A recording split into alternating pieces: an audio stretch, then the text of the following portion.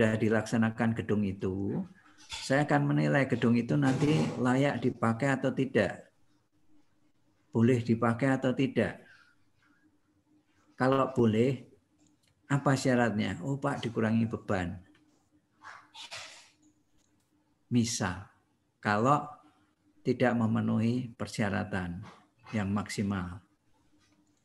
Tidak memenuhi persyaratan sesuai kriteria yang terbaru, SNI yang terbaru. Maka boleh digunakan, ada tetapinya. Misalnya, beban yang harus ada di situ harus dikurangi. Itu mengacu pada aturan beban. Nanti ketemu lagi syarat bising.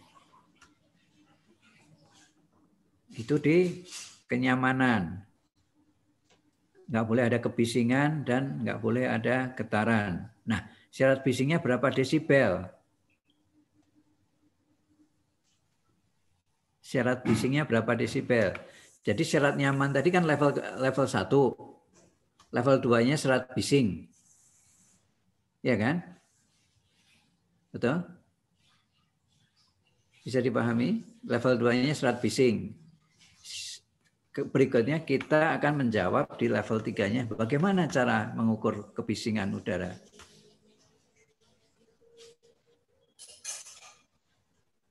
Paham? Itu yang kita maksudkan belajar standar, kita mengetahui standar teknis bangunan gedung baik untuk perencanaan maupun pelaksanaan. Sampai sini ada pertanyaan, masih cukup jelas atau bagaimana? Yuk. Yang kemarin sudah betul, hampir rata-rata betul. Cuma satu, jadi yang ditulis di situ bukan pasalnya, yang diutamakan bukan pasalnya, tapi yang kita akan pelajari adalah standar teknis. Standar teknis perencanaan atau pelaksanaan bangunan gedung. Pasalnya kita ikut, karena kita harus ngikutin undang-undang. Dan kita harus ngikutin peraturan menteri. Nanti di bawahnya lagi kita harus ikut peraturan daerah. Nah, belum bicara itu kita. Misalnya di Bandung, ada perda tentang bangunan gedung. Nah, harus kita ikuti. Kalau saya merencanakan di Bandung, kalau saya merencanakan di Jakarta, harus saya ikuti. Kalau saya merencanakan di Denpasar, saya harus ikuti standar teknis perencanaan bangunan gedung di kota tempat saya membuat bangunan itu.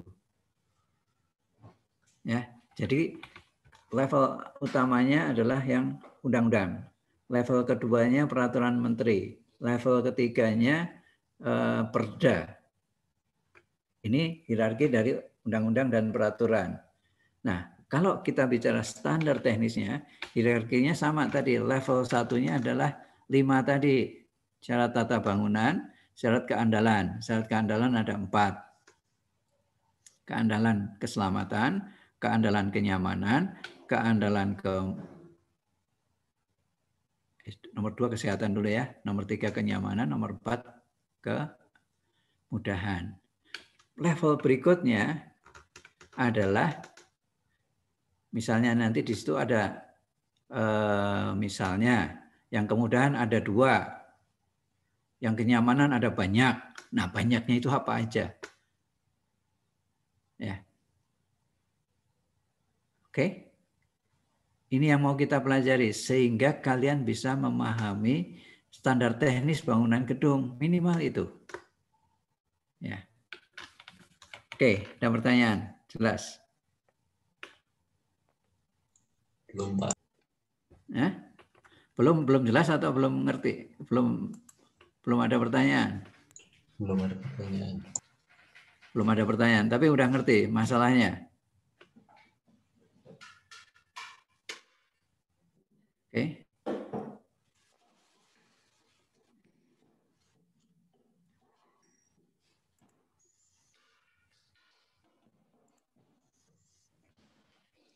Oke, ada pertanyaan? Cukup jelas? Kalau cukup jelas saya lanjutin. Ya, sudah 38, masih ada satu orang yang belum hadir. 24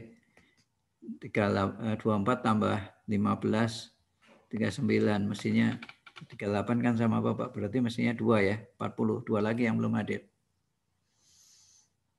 Ada pertanyaan, ada komentar tentang apa yang sudah Anda kerjakan, tugasnya? Sudah saya kembalikan, sudah bisa dilihat semuanya? Sudah, Pak. Sudah, Pak. Sudah, oke. Ada pernyataan atau temanya harus bagaimana? Kalau yang 3 TPPG kan nomor 1 sudah tuh, syarat tata bangunan kan sudah dipelajari sama Pak Muhtar kemarin. Sudah kan? Sudah.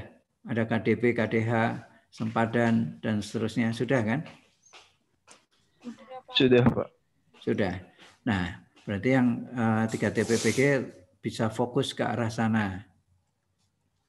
Jadi coba 3 syarat nomor 1 itu syarat tata bangunan bisa dipenuhinya, harusnya dipenuhi seperti apa? Gitu kan? Kalau perlu cari Perda Bangunan Gedung Kota Bandung. Ya. Perda Bangunan Gedung Kota Bandung. Atau Perda Bangunan Gedung Kota Jakarta. Atau nanti teman-teman yang dari Denpasar bisa cari Perda Bangunan Gedung di Kota Denpasar. Ya. Nanti kalau nggak bisa akses, nanti kita hubungkan dengan ada beberapa rekan yang di Denpasar, nanti bisa dicari, gitu kan, bisa minta dihubungin, gitu. Oke. Nanti kalau Perda Bangunan Gedung Kota Bandung nanti bisa di-download, bisa dicari di webnya Pemda. Oke. Jelas? Jelas? Ya. Jadi yang kemarin tolong diperbaiki. Jadi yang ditulisnya di sisi kiri itu adalah perda-perda atau peraturan-peraturan yang lama, mulai dari UUBG, PM 29 tahun 2006 tentang pedoman teknis pelaksanaan pedoman teknis bangunan gedung, itu adalah juklaknya UU 28 tahun 2002. Kemudian ada Permen 11 dan Permen 27 tahun 2018. Bahkan ada Permen nomor 3 tahun 2020. Sudah diperbarui lagi menjadi Undang-Undang Cipta Kerja. Ya. Nah, nanti di antaranya itu masih ada lagi, ada tentang pemeliharaan bangunan gedung, pemeliharaan dan perawatan bangunan gedung. Kemudian ada peraturan menteri tentang pemeriksaan berkala. Ada dua peraturan itu. Kemudian kenyamanan itu sudah dibuat peraturan menteri, ada di PPT yang minggu lalu. PM nomor 14 tahun 2016 kalau nggak salah. Ya. Nah, berarti coba kita lihat ya. Coba kita lihat sebentar. Saya bukakan PM.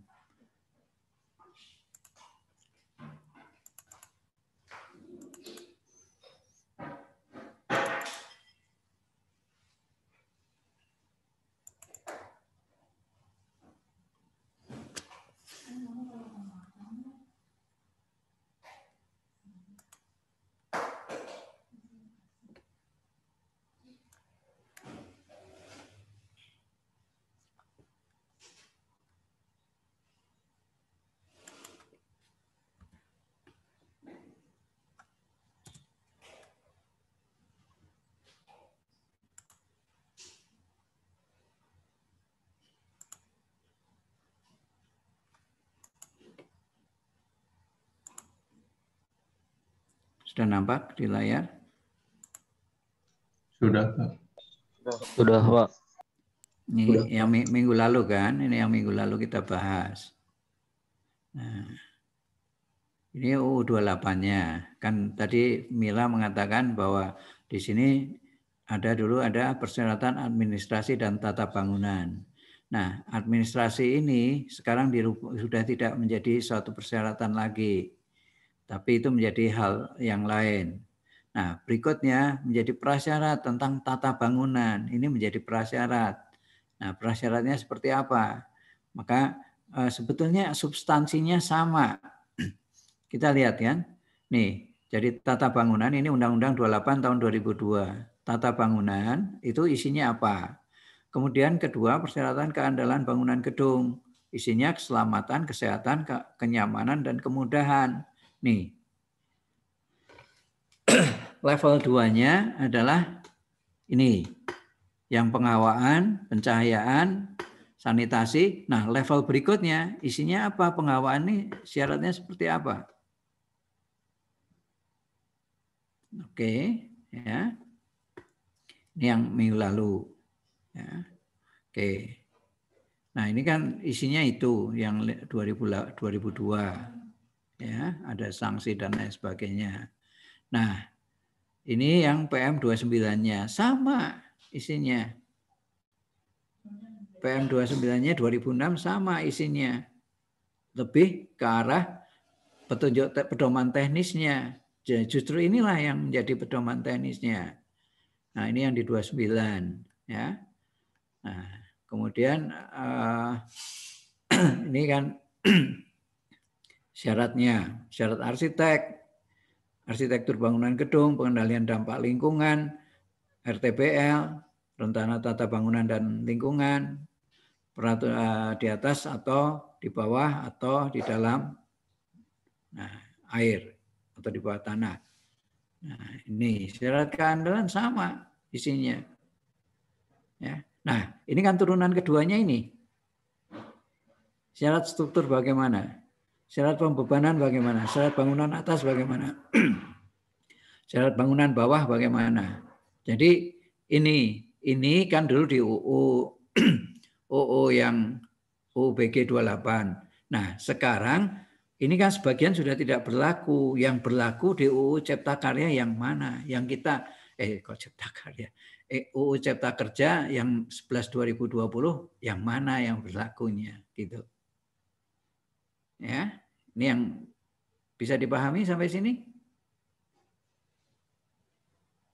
Halo. Bisa, Pak. Bisa ya? Oke. Nah, ini yang 29.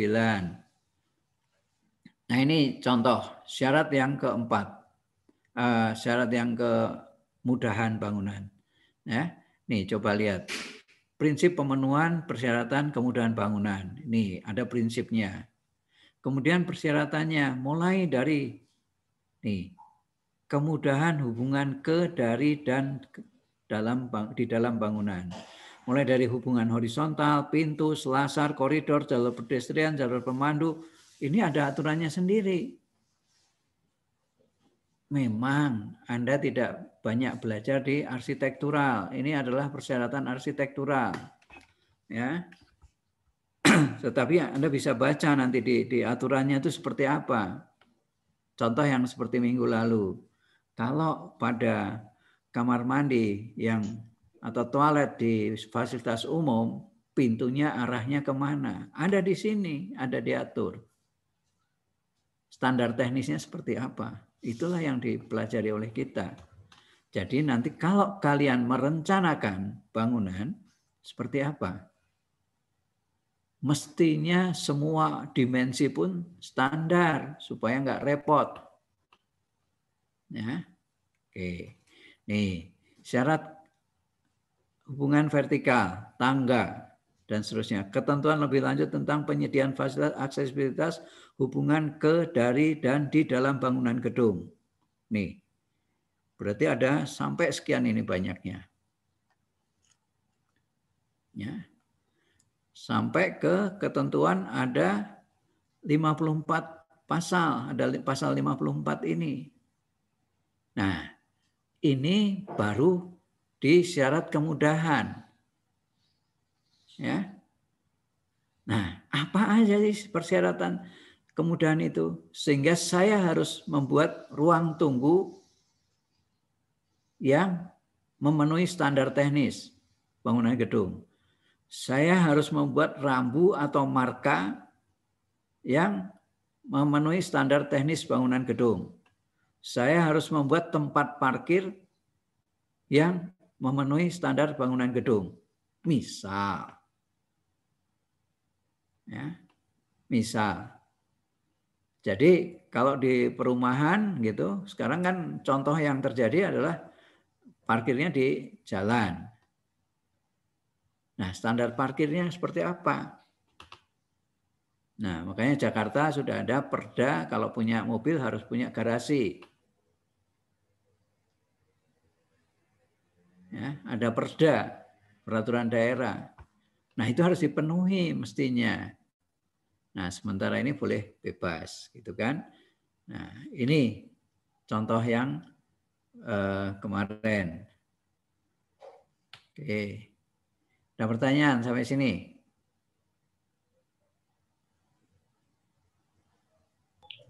Belum ada, Pak. Ya, yang nanya aja. Ada pertanyaan nggak? Kalau belum ada berarti jelas.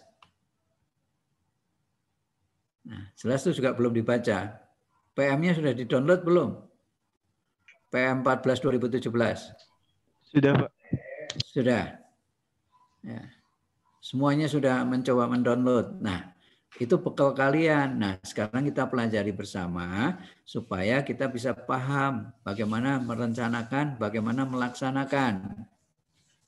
Yang kita pelajari adalah bagaimana merencanakan dan bagaimana melaksanakan sesuai standar teknis bangunan gedung.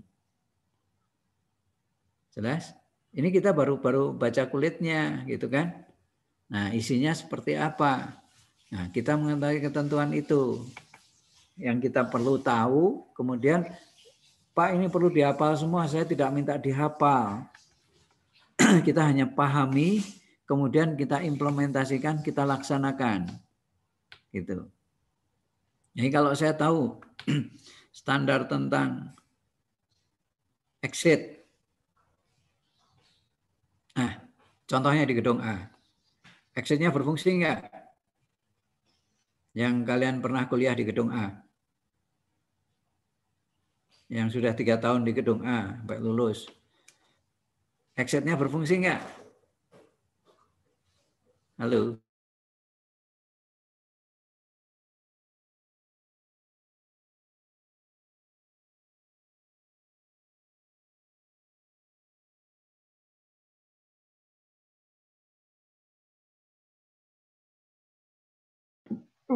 Enggak.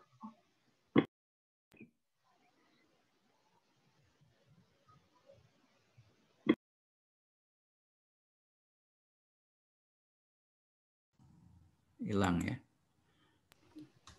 Kalian paham kan di gedung kuliah A yang teman-teman RPL kan berarti sudah pernah di sana tinggal 3 tahun. Akses exitnya berfungsi atau tidak? Yang pintu arah ke kamar mandi, Pak. Iya, berfungsi enggak? Enggak, Pak. Soalnya sering ditutup. Tidak berfungsi. Selain ditutup. Nah, kalau terjadi sesuatu gempa misalnya, nah akses exit itu tidak berfungsi. Nah, di kita sendiri yang tahu peraturan, tapi cuma sampai di atas. Ya, kita mau meminta office boy untuk membuka, SOP-nya nggak tertulis di aturan kepegawaian. Kepegawaiannya Polban tidak akan memberikan SOP standar minimal layanan bangunan itu. Syaratnya apa? Syaratnya ya semua pintu itu harus bisa dibuka. Pintunya menghadap keluar. Bukanya. Paling tidak keluar saja. Ya, sisi. Kalau kita mesti selalu dari dalam ke arah luar. Karena kenapa? Kalau masuk kan nggak ada masalah. Sulit. Kalau masuk berarti kita akan coba membuka pintunya dari luar pintu, bukannya nabrak kita. Kalau kita bukannya keluar. Ya enggak? Coba bayangkan. Anda ke dalam pintu yang double swing begitu. Anda mau membuka ke arah sisi luar, sulit kan? Enggak masalah itu, karena biasanya selalu dibuka. Nah, tetapi kalau kita ada di dalam mau apa namanya? Mau evakuasi. Kalau pintunya bukaannya ke dalam, nabrak.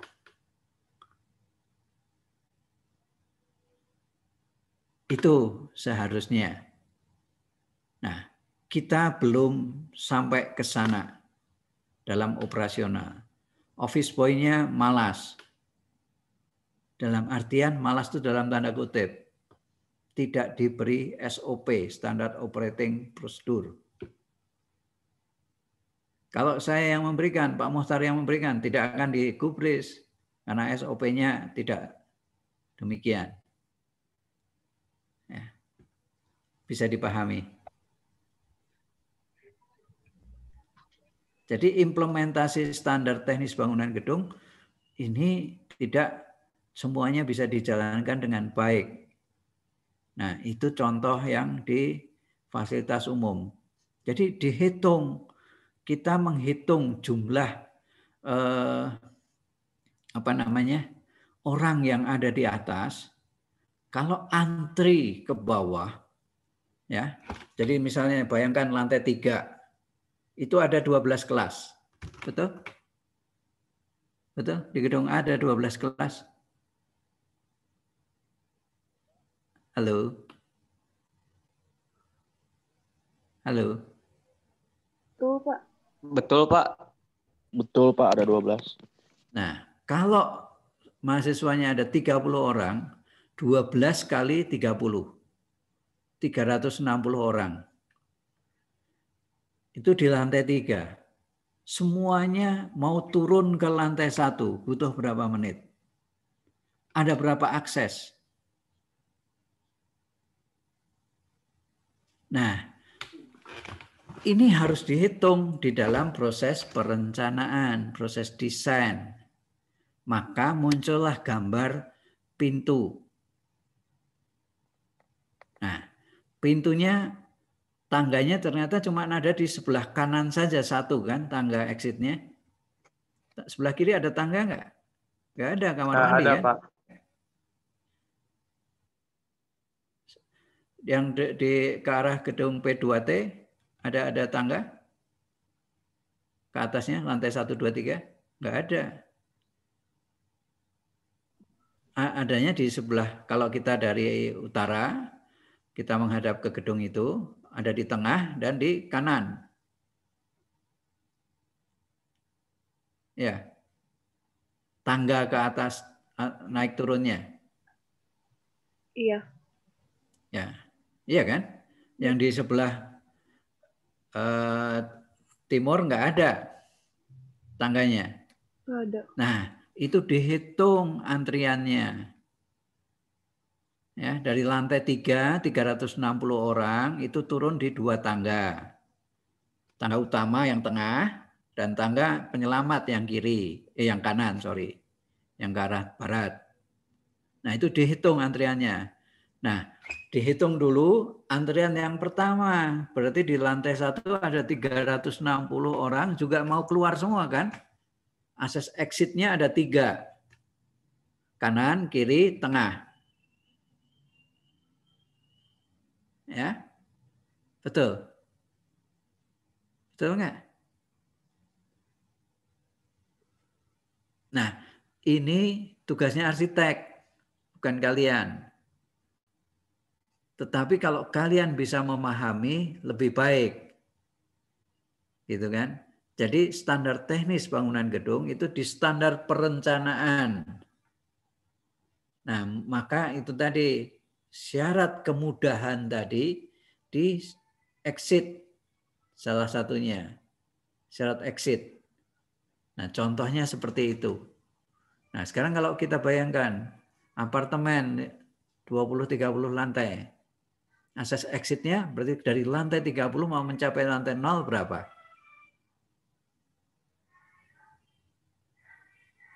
Ya. Kenapa itu perlu direncanakan? Ya itu tadi.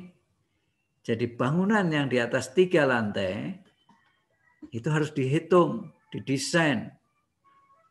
Nah, demikian juga hotel. Hotel yang 8 lantai sama. Kalau kalian nanti ke hotel bisa dilihat. Nah, Trina kemudian Putra, Dani sudah pernah ke hotel mencoba menguji satu kekuatan strukturnya. Nah, yang diuji di mana? Di akses tangga, betul ya, Putra? Ingat nggak? Kita ngujinya di tangga kan? Iya Pak, di Tangga akses exit kan. Nah, di gedung yang ada begitu lantai 3 lantai, tiga akses tangga masing-masing. Tangga biasa. Karena kalau begitu kebakaran, liftnya mati. Begitu gempa, liftnya juga mati. Berarti hanya ada akses tangga exit. Nah, gedung yang sedemikian kecil, hampir mirip dengan gedung kuliah kita, itu ada 3 akses exitnya. Karena itu tadi dihitung, kalau di hotel kamarnya isinya maksimum 2. Ya, misalnya ada 20 kamar, berarti isinya 40 orang. Dihitung dari lantai 8 sampai ke lantai dasar. Waktunya berapa? Nah, itu dihitung semua. Maka standar teknis perencanaan dan pelaksanaan bangunan gedung itu harus dibuat. Mengapa tangga ke arah tingginya harus dihitung, ke arah panjangnya injakan harus dihitung. Supaya mudah, supaya nyaman dalam kita evakuasi. Ya. Maka itulah yang dinamakan standar teknis.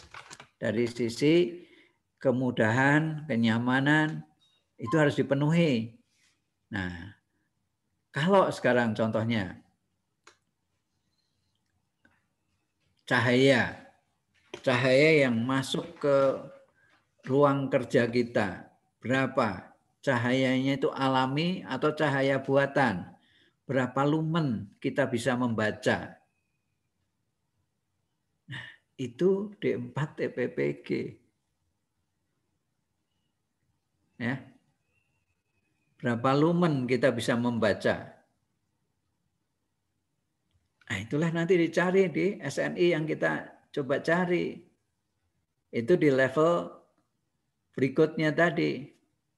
Kalau tadi level 1-nya itu ada 5 tadi, kemudian level berikutnya, level 2-nya itu tadi syarat penghawaan itu ada berapa lagi, syarat kesehatan tadi ada syarat penghawaan, ada syarat pencahayaan, ada syarat apa lagi, ada syarat sanitasi, ada syarat material dan lain sebagainya.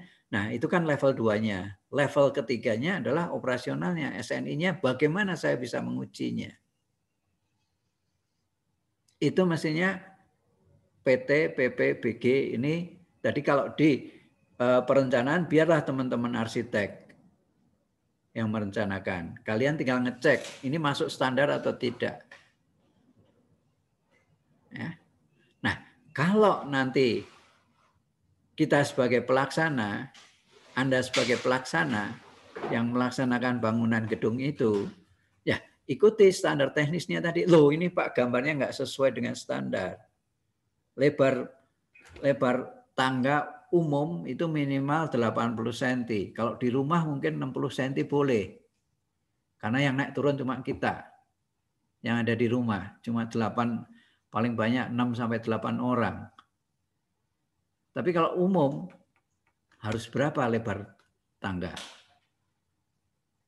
Nah, persyaratan-persyaratan itu didesain atau dihitung oleh arsitek sehingga harus memenuhi standar.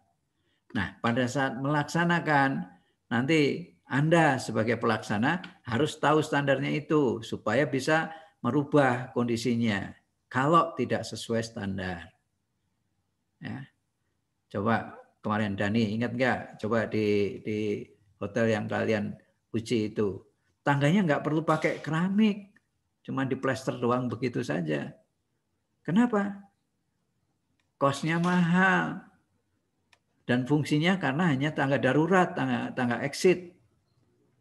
Maka pintunya juga pintu exit, nggak ada kuncinya, bisa didorong buka setiap saat. Nah, itu fungsinya. Di sisi lain, kosnya bisa dihemat, tapi fungsi tetap berfungsi. Sampai sini ada pertanyaan, silahkan. Halo.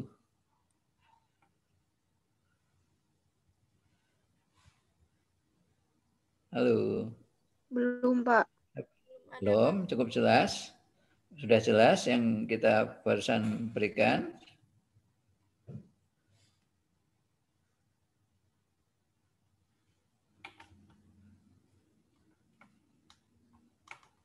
Ya. Oke, saya share screen ya. File ini sudah ada di Anda kan? Sudah dibuka semalam? Sudah ada enggak? Ada, Pak. Ini. Udah, Pak. Oke, ini salah satu dari Permen PU 11/2018. Nah, ini di dalamnya isinya ini, tapi saya selipkan yang terbaru. Jadi, nih, ya, nih. Nah, sorry Bapak ngetiknya masih terlalu cepat, jadi masih banyak yang salah tulisannya. Ya. Jadi ini fungsi dan klasifikasi bangunan gedung yang ada di RPP itu rencana pedoman pelaksanaan. Ini nanti jadinya sama dengan PP EPM 29 tahun 2006. Kan UU-nya, undang-undangnya itu Undang-Undang 28 2002.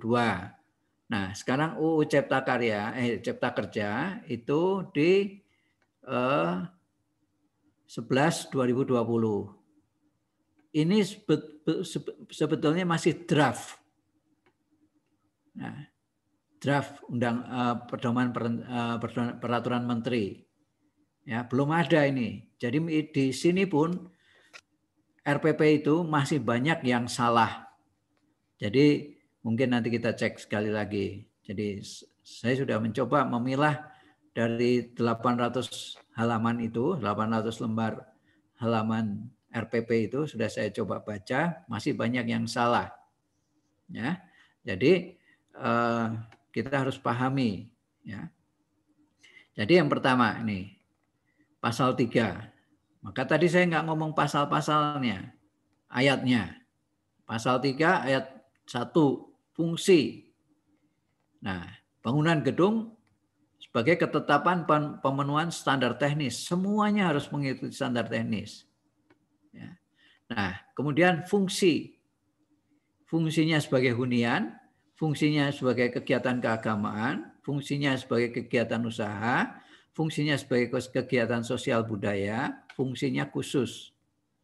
Ini fungsi dari bangunan gedung. Nah, sesuai dengan penetapan fungsinya ini, apakah fungsi hunian, keagamaan, usaha, sosbud, khusus ini seperti apa? Udahlah kita ikut saja. Ya. Contoh, nih, fungsi sebagai usaha, tempat usaha. Tempat usaha pasti akan mendapatkan suatu profit, keuntungan. Ya. Nah, kalau nanti muncul sebagai fungsinya campuran, mixed use, contohnya Rukan. rumah kantor, ruko, rumah toko. Nah, itu campuran antara hunian dan usaha. Ruko, hunian dan usaha. Nah, syarat ketentuannya yang mana? Yang terutama yang mana? Ruko. Konya atau huniannya? Untuk usahanya atau untuk huniannya?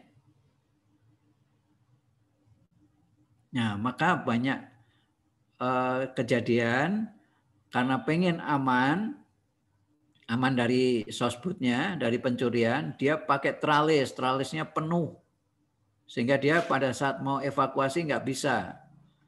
Pada saat terjadi kebakaran banyak yang terpanggang, terbakar orangnya, karena nggak bisa exit. Kalau ruko, exitnya cuma satu, depan.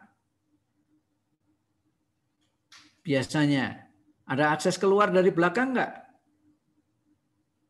Nggak ada. Nah, tangga daruratnya harusnya seperti apa? Ya. Ini yang harus diperhatikan gitu. Ini salah satunya. Jadi ini adalah yang utama di dalam UU Cipta Kerja 11 2020 yang khusus untuk PUPR. Ya. Jadi fungsi bangunan gedung ya, harus memenuhi standar teknis. Ya. Kemudian fungsinya bisa hunian, keagamaan, usaha, sosbud, khusus. Nah, ini implikasinya apa terhadap standar teknis yang dibutuhkan. Ya. Nih, standar teknisnya mulai muncul. Ya. A. Standar teknis perencanaan dan perancangan bangunan gedung. Standar pelaksanaan dan pengawasan konstruksi bangunan gedung. Standar setelah selesai pemanfaatan. Setelah selesai pemanfaatan, pelestarian. Kalau nggak bisa dilestarikan, bongkar. Kalau bongkar, kemarin di kuliah yang kemarin, ada rencana teknis bongkar dan keluarlah IPB, izin pembongkaran bangunan. Ya. Nah, kecuali ini, nih bangunan gedung fungsi khusus, muncul lagi nanti bangunan gedung negara, muncul lagi bangunan gedung hijau. Jadi ada 3. Nah, sekarang semua gedung ini diharapkan BGH. Kalau yang umum, nanti munculnya harusnya BGH, bangunan gedung hijau. Nah, undang-undangnya sudah ada, peraturan menterinya sudah ada, tapi belum pernah dilaksanakan di Indonesia. Nah, kalau hijaunya seperti apa? Nanti kita lihat. Nah, ini fungsi khusus seperti apa? Ya, misalnya untuk bangunan pertahanan keamanan itu fungsinya khusus. BGN seperti apa? Gedung negara. Nah, gedung negara itu yang mana? Nah, silahkan nanti dicari.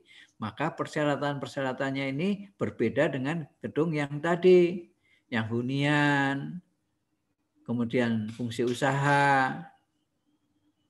Nah, berbedanya itu di situ. Ya. Jadi yang kita pelajari adalah standar teknisnya bangunan gedung. Ya. Ini baru dari undang-undangnya, gitu ya. Nih kita lihat.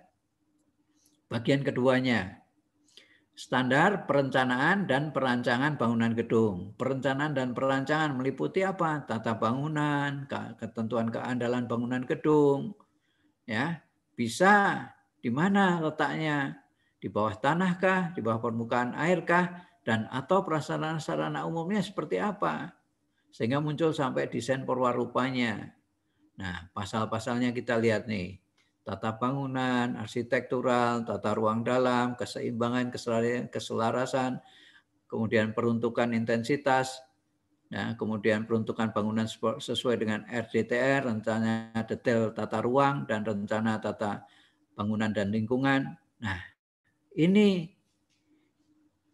coba apa yang kalian ingat dari RDTR dan RTBL, teman-teman yang 3 PG.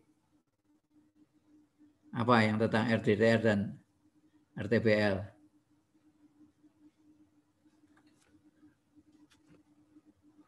Ayo. Udah dijelasin sama Pak Muhtar kan?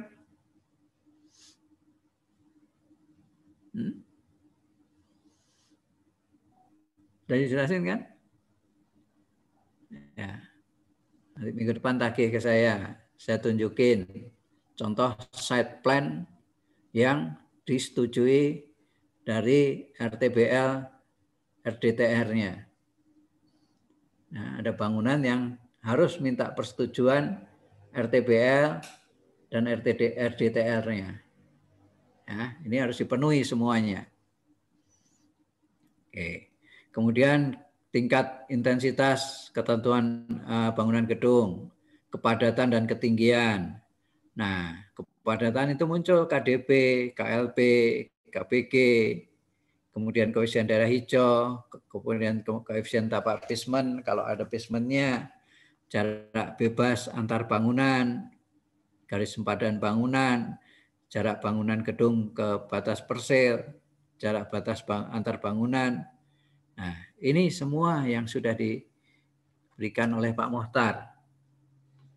Ada yang lewat nggak? Coba teman-teman dari PG, 3TP PG. Ini kan aturan yang baru. Yang kemarin yang sudah Anda pelajari, ada yang lewat nggak dari sini? Yang mana yang lewat?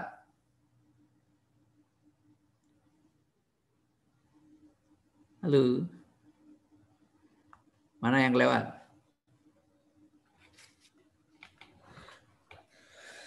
Ada yang lewat nggak?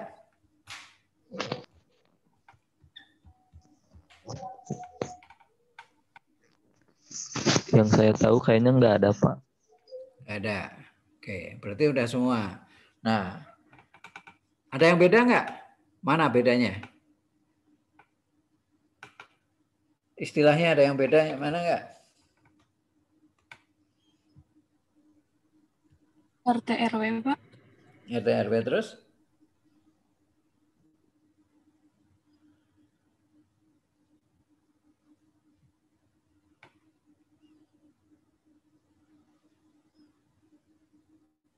Apa? Coba. Ada yang beda nggak istilahnya di sini?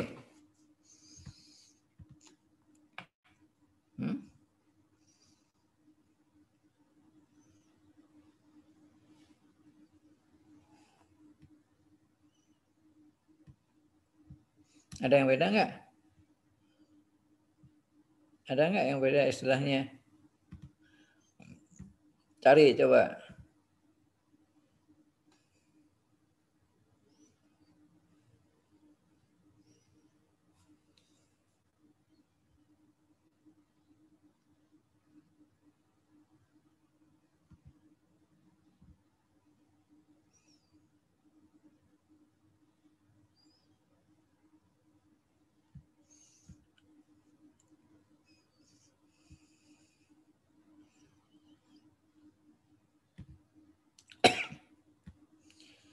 Ada istilah yang berbeda nggak?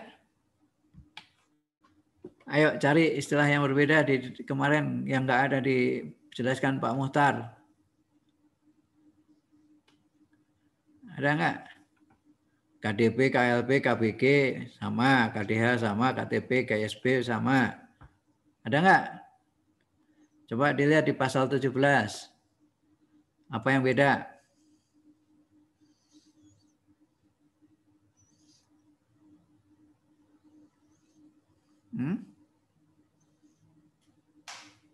Ada yang beda nggak? Yang batas persil, Pak, belum tahu. Batas persil ya, nanti dikasih contoh. Ya. Ini istilah dulu. Dari istilah dulu ada yang berbeda nggak? Batas persil itu nanti ini di syarat tata bangunan.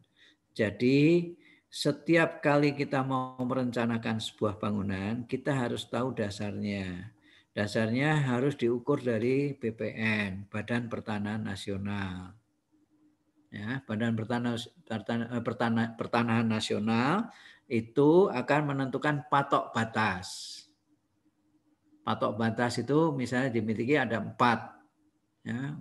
Nah, titik batas itu kemudian bangunan itu mau diletakkan di mana?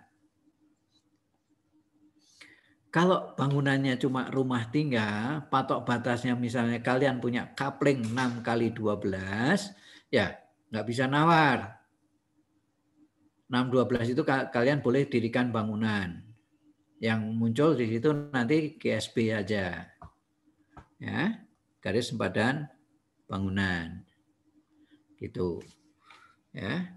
Kalau bangunannya itu gede, misalnya mall, nah bangunan utamanya itu harus ada batas kiri, kanan, depan, belakang. Depan kena sempadan jalan, sempadan gedung. Kiri kanan kena batas persil. Ya, jarak bangunan ke pagar namanya batas persil. Kemudian dari sisi belakang bangunan ke pagar belakang. Nah, itu namanya batas persil. Ya, terjawab. Coba ada ketemu nggak di paparan ini di sini? Ada yang berbeda nggak?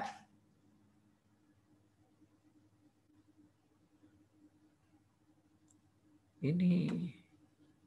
Nih, kursor saya. Apa itu KRK? Kemarin ada yang nulis KRK apa? Ada yang sudah nulis di PPT kalian. KRK apa? Ini istilah baru muncul di UCK 11 2020. KRK apa? Ada yang nulis kemarin? Ada yang nulis di PPT kalian? Entah di D4, RPL, entah di D3. KRK apa? Keterangan rencana kota, Pak.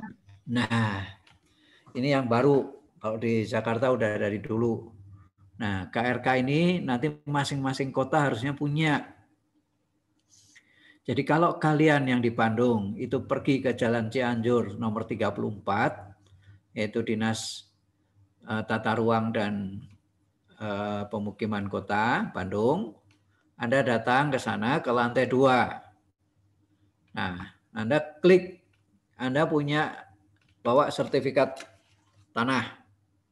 Sertifikat tanah Anda bawa, di situ ada nomornya. Nah, nomornya masukin di situ. Kemudian di situ akan muncul, oh Pak, ini daerahnya kuning. Kuning itu apa? Untuk usaha. Jadi Bapak boleh merencanakan bangunan ini, bangunan di tempat yang Bapak mau bangun ini, sesuai peruntukannya, itu dipakai untuk bidang fungsi usaha. Enggak Pak, saya cuma untuk rumah tinggal, boleh tidak?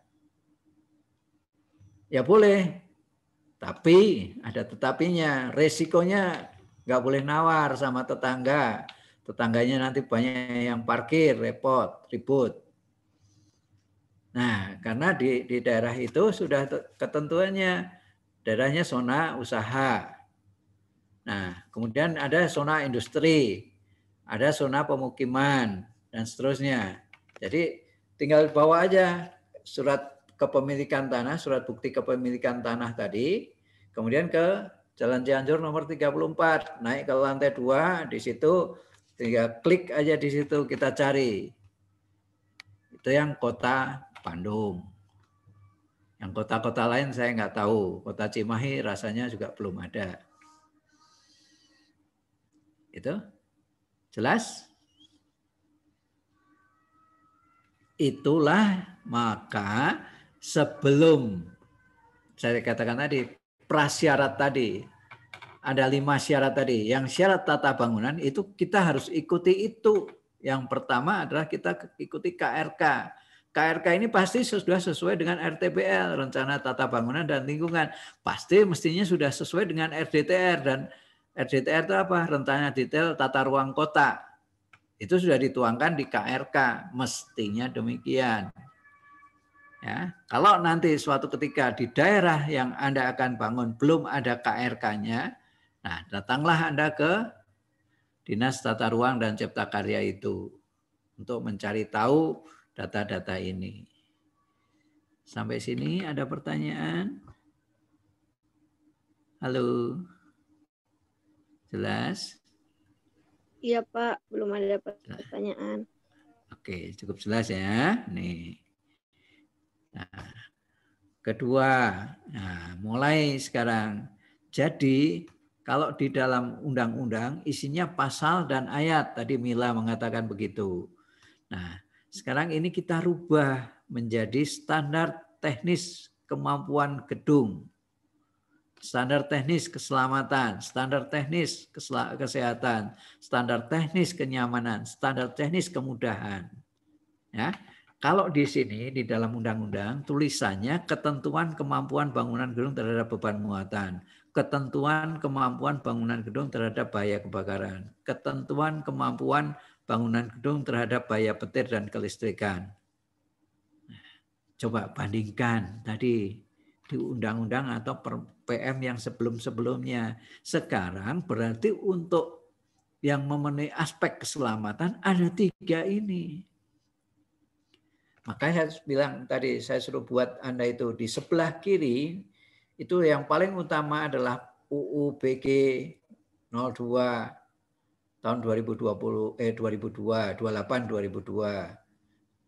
PT PM 29 tahun 2006. Kemudian ada PM 11 2018, PM 27 2018. Nah, itu semua sekarang yang itu semua masih berlaku kalau di sini tidak diatur. Ya, maka saya minta dituliskan yang sebelah kiri itu yang lama, yang di sebelah kanan yang baru, yang UUCK ini. Kenapa? Kalau di sini tidak diatur dan itu masuk di aturan yang lama, maka ikut aturan yang lama karena aturan lamanya tidak dicabut, masih berlaku. Paham sampai sini? Ya. Jadi kalian membuat PPT itu supaya kalian tahu aturan apa sih standar teknis kemampuan bangunan gedung terhadap muatan. Itu yang baru UUCK 11 2020. Yang lalu adanya seperti apa? Kalau tidak sama dengan ini, ya, tidak sama, tiga ini. Dulu ini pasti dipisah, petir dan kelistrikan dipisah. Sekarang jadi satu. Ya. Nah ini sendiri yang D4 kan sudah dapat tuh sama Pak Muhtar tuh. Sistem proteksi terhadap kebakaran. Ada berapa macam? Ayo Pujiarti masih ingat nggak? Ada berapa macam proteksi terhadap bahaya kebakaran? Ada berapa macam? Ayo. Siapa yang ingat? 2 bukan Pak? Iya, 2 apa? Aktif sama pasif. Iya. Jadi ada 2. Yang aktif seperti apa? Yang pasif seperti apa? Nah, itu kan berarti turunannya ini kan?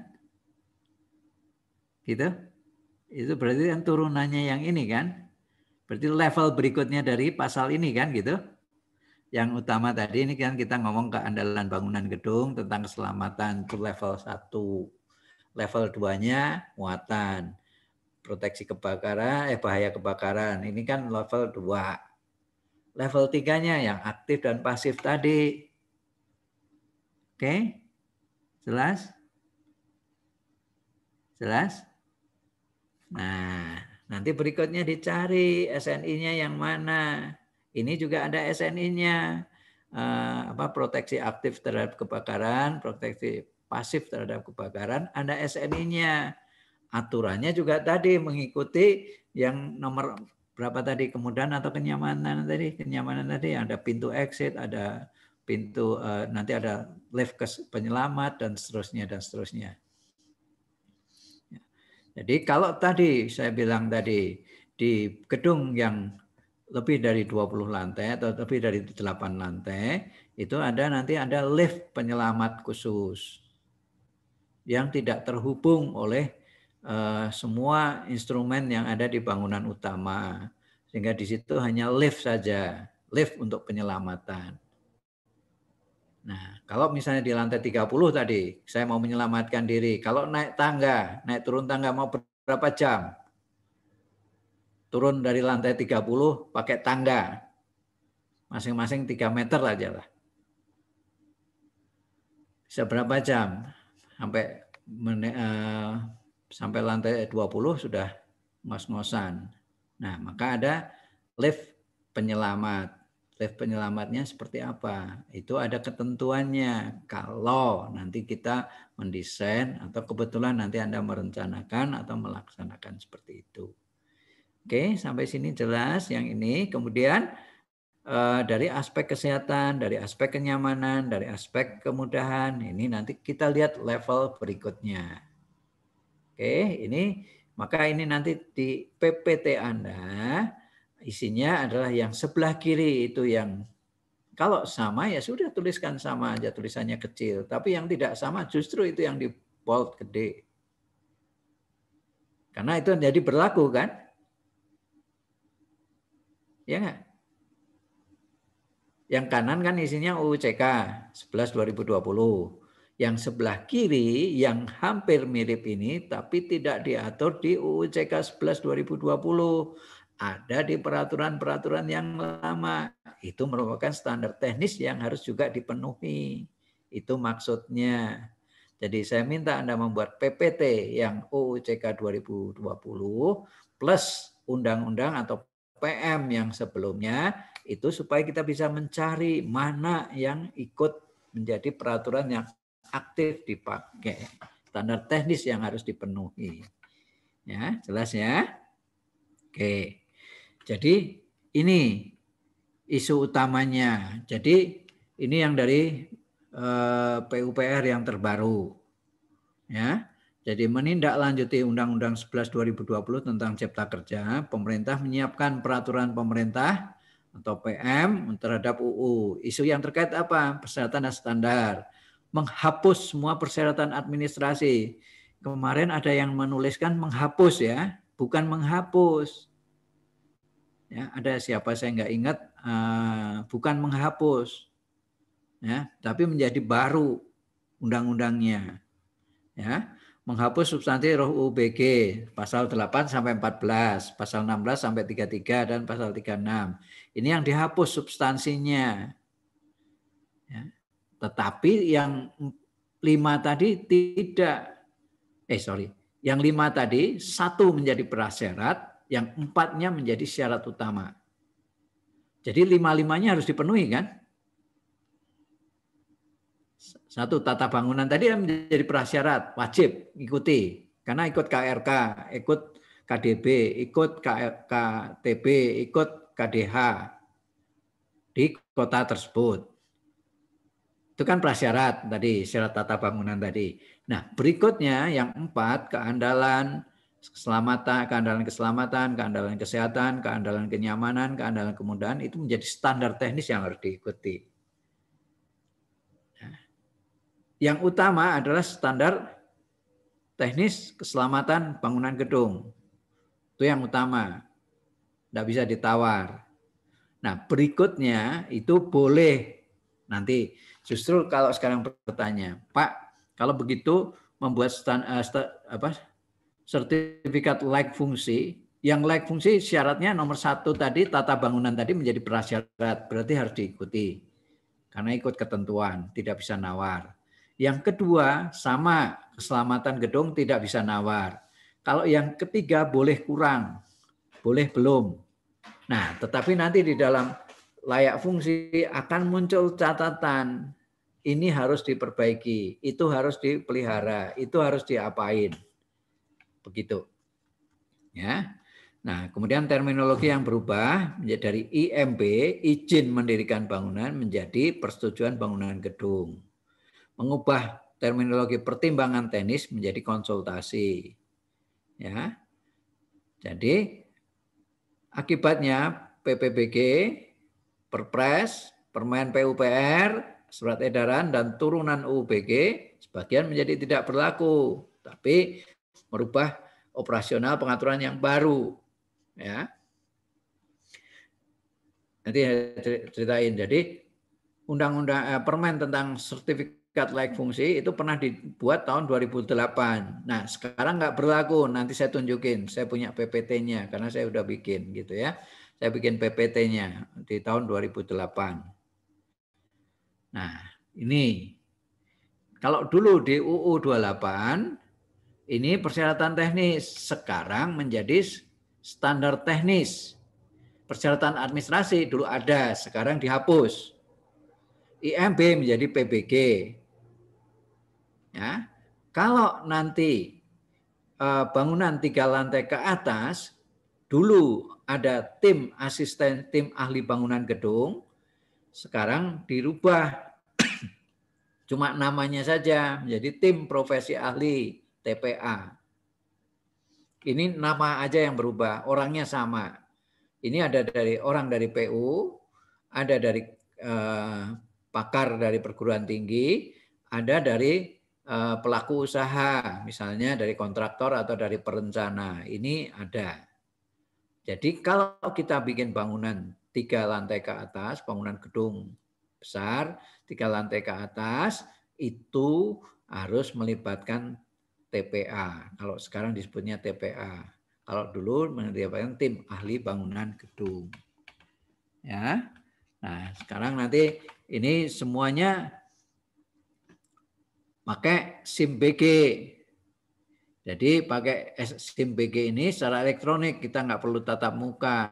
Kalau persyaratan tata bangunan tadi sudah dipenuhi. Kemudian penyelenggaraan operasional diatur melalui Perda Bangunan Gedung. Ya. Nih, kemudian pengaturan melalui SE atau Permen, Perpres ini silahkan. Nah, nanti penguatan peran pemerintah daerah dalam pengawasan melalui inspeksi penyelenggaraan bangunan gedung di lapangan. Nah, inilah sebetulnya yang menjadi peluang-peluang kalian nanti menciptakan usaha baru. Ya, menjadi penilik bangunan atau building inspector. Bisa menjadi pengkaji teknis. Itu adalah profesi-profesi yang nanti akan muncul. Mudah-mudahan setelah Anda lulus sudah muncul. Ya, karena di setiap kota, setiap bangunan nanti harus punya IMB, punya PBG. Pada saat orang mau membangun, nanti harus kalau bangunannya cuma rumah tinggal, itu nanti akan dilihat atau diinspeksi oleh penilik bangunan atau building inspector. Berarti itu Anda adalah pegawai negeri yang bekerja di instansi PUPR. Itu. Ya. Nah, nih yang diatur apa muatan substansinya? Fungsi dan klasifikasi. Ya, ini yang berubah.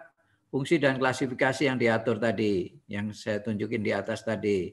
Kemudian, nih standar teknis bangunan gedung itu mengatur tentang ketentuan standar teknis dalam tiap tahapan penyelenggaraan, mulai dari perencanaan, perancangan, pelaksanaan konstruksi, pemanfaatan, pelestarian, sampai pembongkaran.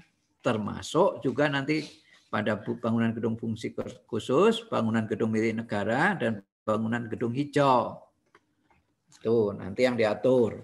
Kemudian penyelenggaraan bangunan mengatur ketentuan setiap penyelenggaraan bangunan gedung mulai dari perencanaan, pelaksanaan, pemanfaatan melalui penerbitan PBG, SLF, dan nanti dapat SPKBG. Apa itu SPKBG? Surat bukti kepemilikan bangunan gedung. Kalau dulu cuma punya IMB aja, orang dulu saya punyanya IMB aja. Nanti ini nggak tahu betul atau enggaknya kapan terlaksananya juga kita nggak tahu.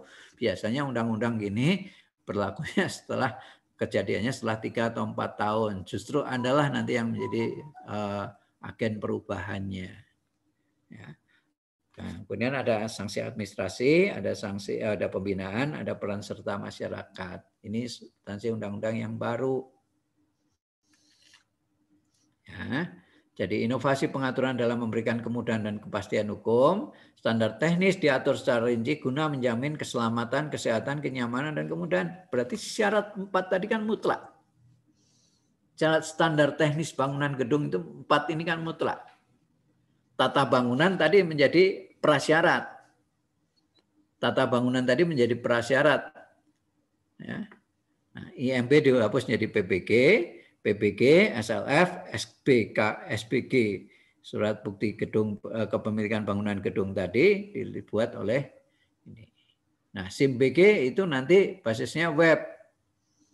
Nah, karena kalian belum pernah mencoba mengurus bangunan gedung, nah coba nanti kita lihat di sini. Ya, kita juga belum pernah lihat yang baru. Ya. Oke. Yang kelima, mengatur bangunan dilayani dengan SIM BG, maka SLF dan SBKBG-nya akan diterapkan secara otomatis kalau semua memenuhi syarat. Gitu ya. Jadi ininya gratis dari pemerintah, tapi yang meriksa dibayar.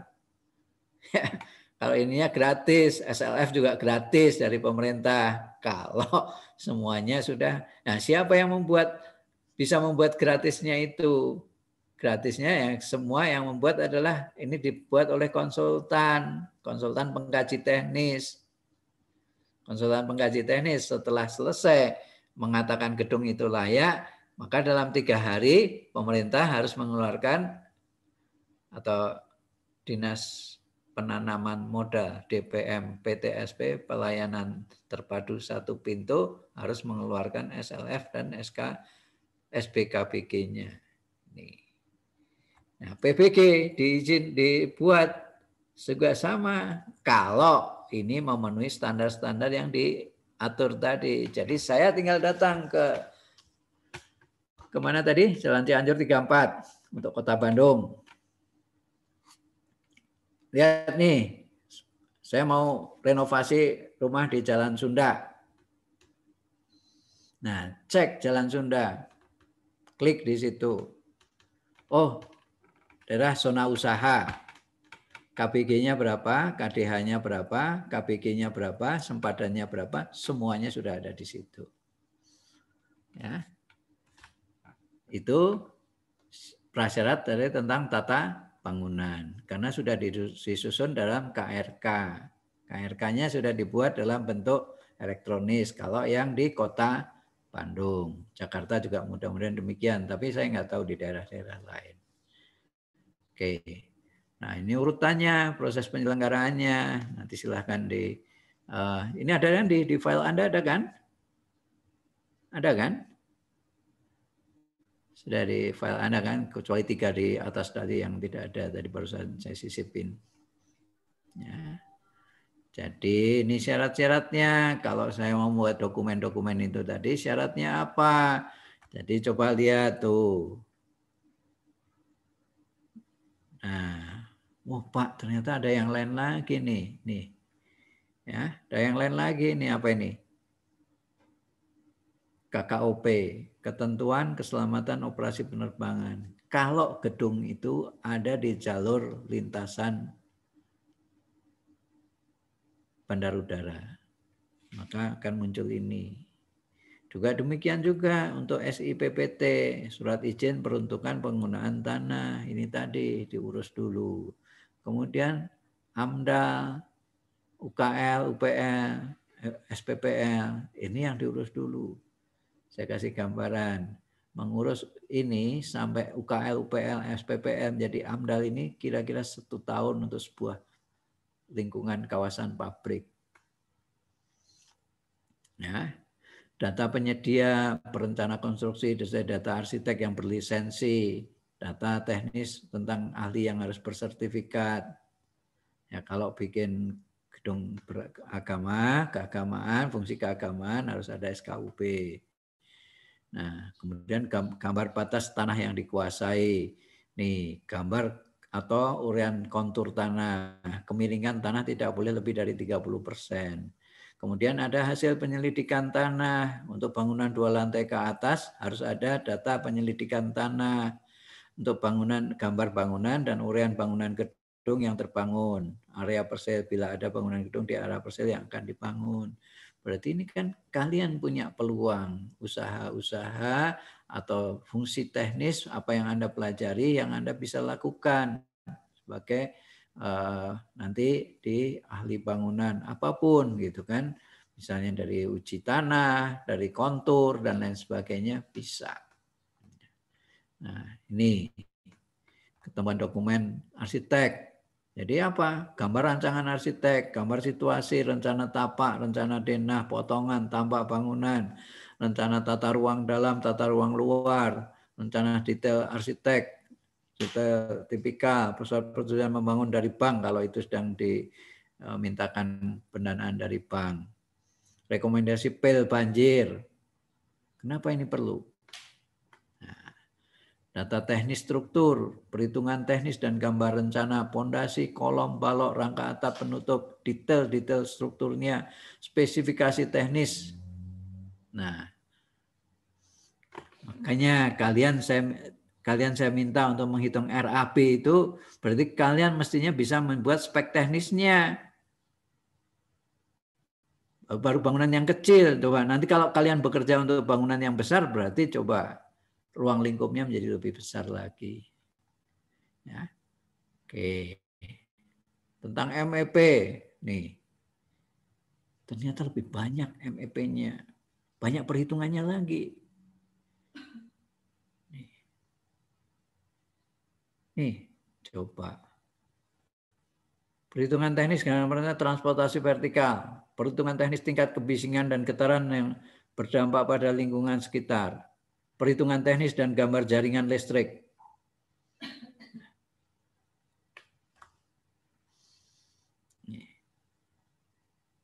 Perhitungan teknis dan gambar rencana penangkal petir, gambar perhitungan teknis dan gambar rencana sistem komunikasi internal dan eksternal, perhitungan teknis dan gambar rencana sistem sanitasi. Kalian dapat semua kan ini? Perhitungan teknis dan gambar rencana proteksi kebakaran, perhitungan teknis dan rencana penghawaan ventilasi, spesifikasi teknis tentang komponen MEP. Sabrek-abrek. Rencana teknis pengelolaan sampah, rencana teknis pengelolaan air limbah, emisi karbon, teknis tentang sumber daya lainnya tentang siklus hidup BGH. Ini nanti BGH sedikit terpisah. Tenaga ahlinya yang BGH juga terpisah. Nah, ini yang diatur. Jadi coba, berarti kalau kalian di MEP itu sudah sedemikian banyak yang harus dihitung. Ya, coba nanti kalau kalian dapat perkuliahan khusus untuk MEP ini, silahkan coba simak dan pelajari dengan baik. Karena ini peluang, tidak banyak ahlinya. Ya, jadi di Bandung sini, ini yang MEP ini sangat sedikit. Ya, jadi banyak orang yang bekerjanya double-double. Cuma dipinjam namanya aja yang ngerjain siapa. Nah, ini peluang buat kalian nanti bisa mencari SKA khusus ini. Ya. Kalau Anda memahami dan menguasai bagaimana saya bisa membuat perhitungan teknis gambar rencana tentang penangkal petir. Nah, mestinya ini poin-poin yang harusnya dimasukkan. Ya. Nah, mudah-mudahan nanti di dalam perbaikan kurikulum kita akan coba masukkan ke sini. Nanti muncul checklist, harus mematuhi KRK, pernyataan mengenai pelaksana konstruksi, menyatakan mengenai pengawas atau MK, tanahnya tidak dalam sengketa, pernyataan memenuhi ketentuan pokok tahan gempa. Nah, ini semua yang harus dipenuhi. Ya.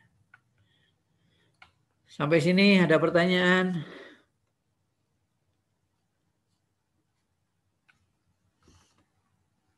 Kita stop share dulu.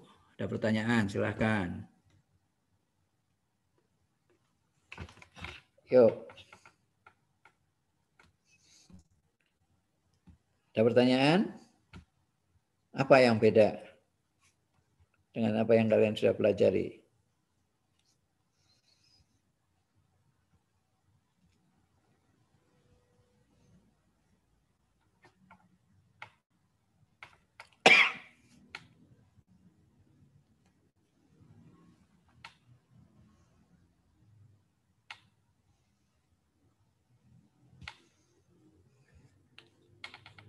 Ayo, ada pernyataan, pertanyaan? Aulia, bengong aja. Ada Belum, pertanyaan Pak. nggak? Belum. Belum.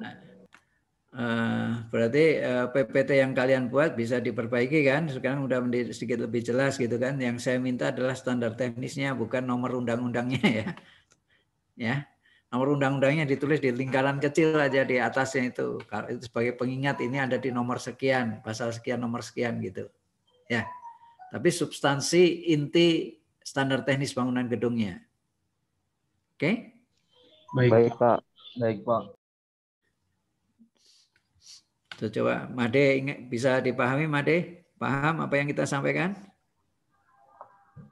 Ya, Pak, masih berusaha memahami. Ya.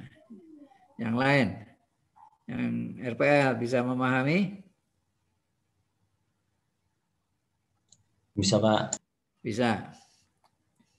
Oke. Ada pertanyaan atau komentar? Jadi ini hanya mendata standar teknis dulu. Nah, pada nanti saat kalian tahu datanya ini, kalian punya filenya, tinggal mencari kan, gitu. Pada saat Anda bekerja nanti, saya hanya menyampaikan bahwa ini Anda punya bekal ini untuk bisa dipakai nanti pada saat Anda bekerja. Kalau ketemu. Kalau nggak ketemu ya bersyukurlah aja nggak ketemu gitu kan. Tapi kalau rasanya Anda bekerja di bangunan gedung nggak mungkin nggak ketemu gitu kan. Ya, bikin bangunan 2 lantai pun, selantai pun Anda harus memikirkan standar konstruksinya kan. Standar bahan bangunannya. Nanti kalau Anda menjadi penilik bangunan atau building inspector atau menjadi pengawas di suatu pekerjaan bangunan, nah yang dipegang apa? Spek teknisnya. Nomor 1 kuncinya adalah gambar, nomor 2 spek teknis, yang ketiga bill of quantity. Ya, nggak bisa nawar itu, cuman itu. Jadi kalau saya menjadi pelaksana, yang saya pegang ya 3 ini. Apapun kontraknya, apapun bentuk jenis kontraknya. Yang kita pegang adalah gambar, nomor 1 urutan nomor dokumen, nomor 1 adalah yang paling atas adalah gambar, yang kedua bill of quantity, yang ketiga adalah yang ketiga spek teknis, yang ketiga bill of quantity. Jadi nanti kalau misalnya terjadi, Pak nggak ada di gambar, berarti nggak ada di bill, tapi tertulis di spek, ya harus diikuti. Ya, nah itu di mana syaratnya? Ada di ketentuan-ketentuan ini. Ya, oke. Ya, nggak ada pertanyaan? Kalau nggak ada lanjut.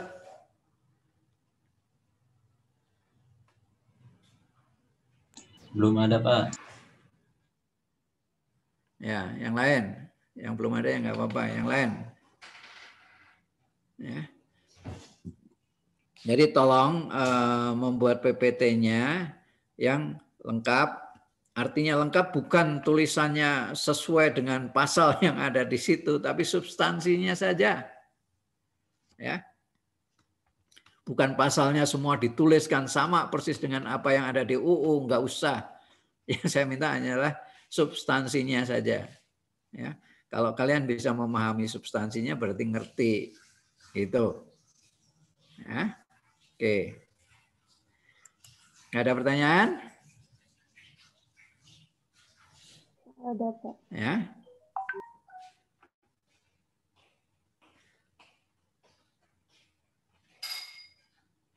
Kalau nggak ada, saya lanjut. Yang tadi, masih yang tadi. Nah, ini yang Permen PU 11 dan 27. Ya. Nah, ini istilahnya masih yang Permen 11. Nah, ini istilahnya masih Permen 11. Nanti dicek apakah sama atau tidak. Rasanya sudah saya berikan di PPT yang nomor 1. Ya, nggak tahu betul atau tidaknya. Silakan nanti dicek.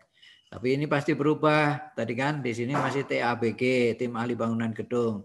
Sehingga di sini berubah menjadi TPA. TPA itu apa? Apakah di dalam definisinya ini masih sama atau tidak? Pengkaji teknis tetap pengkaji teknis. Ya, berarti pengkaji teknis itu bisa orang perseorangan, bisa badan usaha. Berarti kalian bisa. Ya, kalian bisa menjadi orang perseorangan. Syaratnya apa? Punya SKA. SKA-nya kapan nanti? Nanti Anda dapat Ya. Minimal itu. Oke. Ada penilik bangunan, building inspector. Ternyata udah ditulis di Undang-Undang 11 atau PP 11 2018. Ada pemohon. Ya. Nah, kemudian surat pernyataan kelaikan fungsi bangunan gedung adalah surat pernyataan kelaikan yang menyatakan bahwa bangunan gedung itu telah diperiksa dan dinyatakan layak fungsi oleh pengkaji teknis. Nah, habis ini kita akan coba bagaimana sih bikin SLF itu gitu ya. Nah, ruang lingkupnya seperti apa? Nih. SLF itu seperti apa? Ini yang dulu, yang 11. Yang 11 dan 27. Nah, ini prosedurnya. Jadi, tugas pengkaji ini penerbitan SLF itu paling atas nih oleh Dinas PTM, DPM PTSP itu. Kalau gedung itu belum punya perubahan, gedung itu belum punya IMB seperti apa? Ini contohnya. Nih coba tugasnya pengkaji teknis, memeriksa dokumen gambar terbangun. Kalau gedung itu sudah terbangun. Kalau belum berarti mulai dari perencanaan tadi. Kalau gedungnya sudah terbangun ya tinggal ini dokumen operasi dan pemeliharaan. Ada enggak dokumen operasi dan pemeliharaan bangunan gedung? Kemudian dokumen pemeriksaan berkala. Nah, ini ada di Permen sendiri.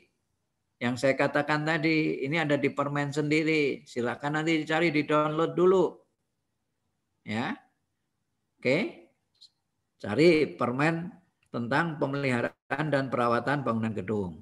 Permen tentang pemeriksaan berkala bangunan gedung. Ada di permennya. Anda cari di JDIH ACID kemarin.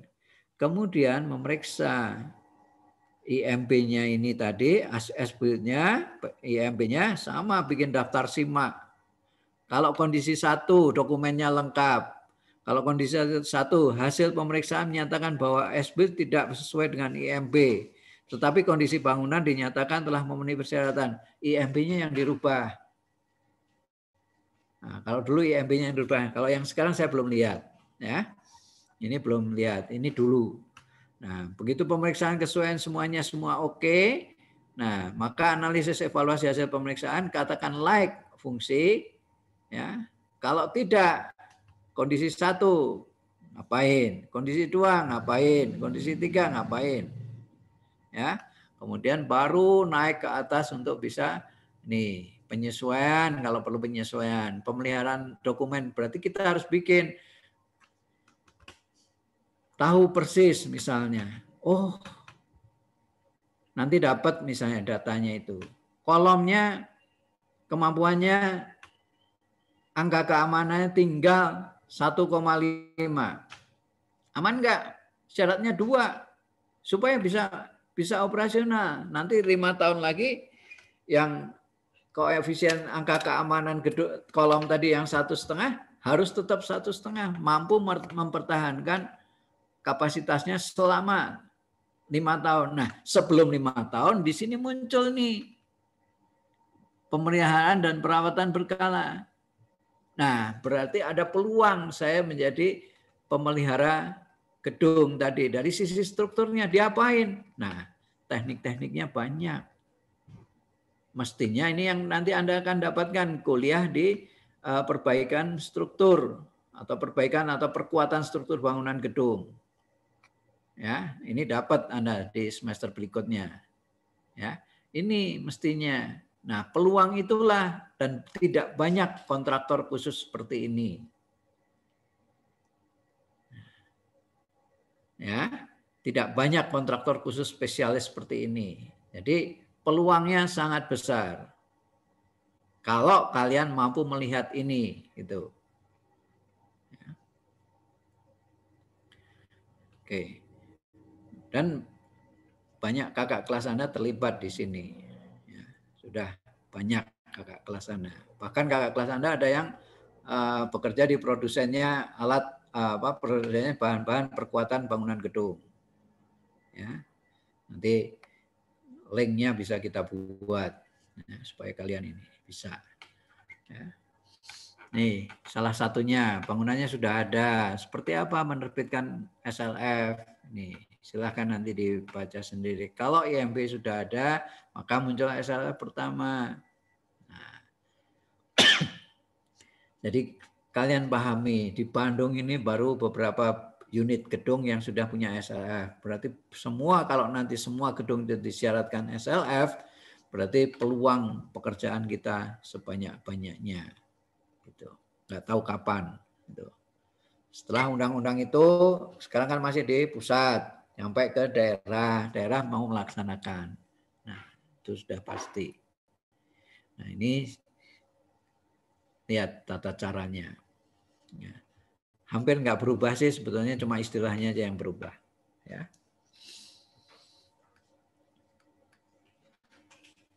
Nah, ini lihat nih. Jadi kalau kelihatan seperti ini, gimana ngitung ulangnya? Saya mau melihat strukturnya seperti ini, gimana ngitung ulang? Kalau saya melihat struktur seperti ini, gimana saya ngitung ulang struktur ini kapasitasnya? Nih, lihat. Nih. Dalam proses pembangunan ini tidak memenuhi syarat, tidak memenuhi standar. Kok IMB-nya keluar, gimana caranya? Gitu. Nah, gedung existing, IMB belum ada, maka muncul SLF pertama. Kemudian ini yang berikutnya tadi caranya, urutannya, tinggal dibaca prosesnya. Ya.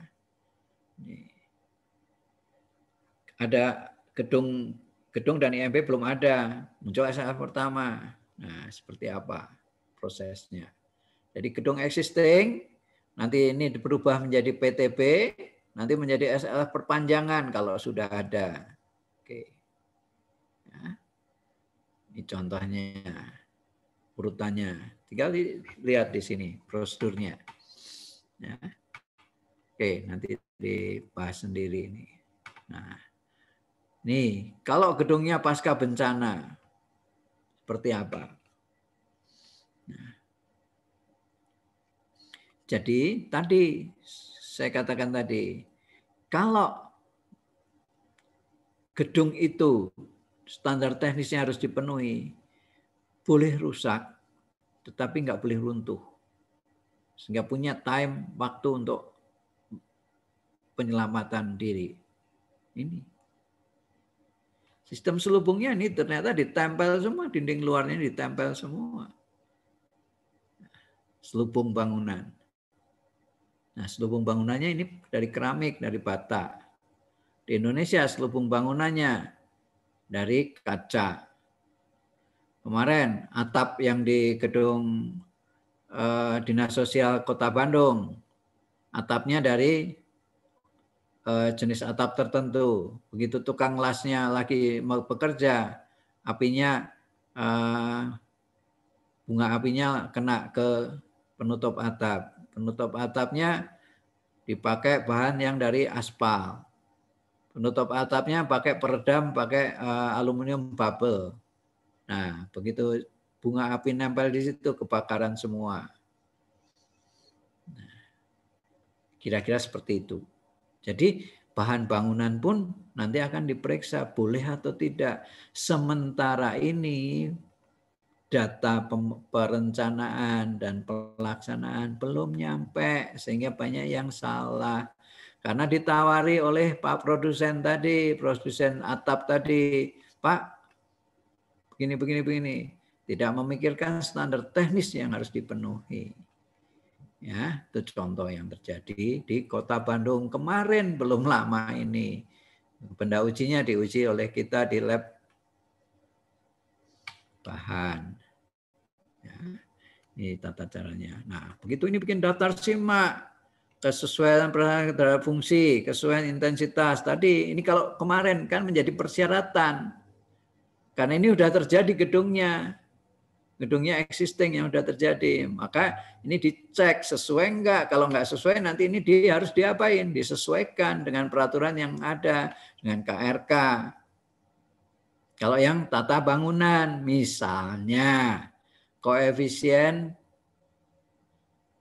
apa tadi? Dasar bangunannya, KDP-nya tidak memenuhi. Boleh enggak? Ada excuse-nya enggak?